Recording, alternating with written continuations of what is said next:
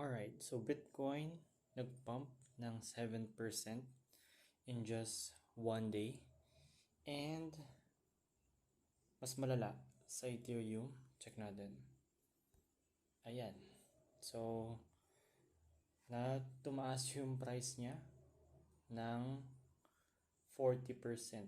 Isang araw lang yun, guys. Saan kayo nakakita ng asset class na nagpa-pump ng 40% sa isang araw? Ang tanong, bakit kaya? Ba't kaya nangyari yung ganun? Una, dahil nagkaroon ng update yung Ethereum Foundation, which is yung Pectra.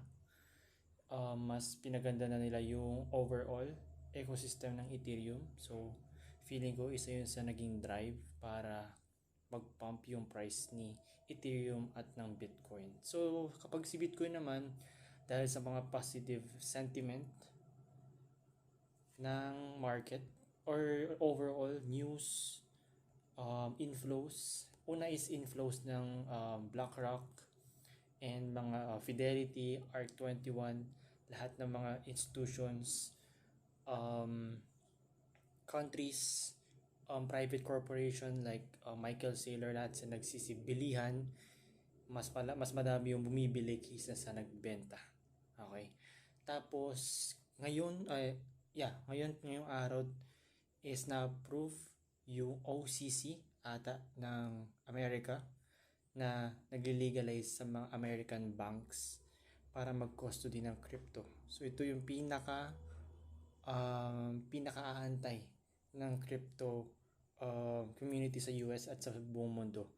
Dahil kapag ang US nag-approve or para sa kanila okay yung ganong sistema is tutulad na rin yung ibang countries sa kanila. So ang tawag doon is country FOMO. So as of now, nagko-consolidate pero pinasag niya agad yung 100k, hindi nirespeto, dire-diretso pataas.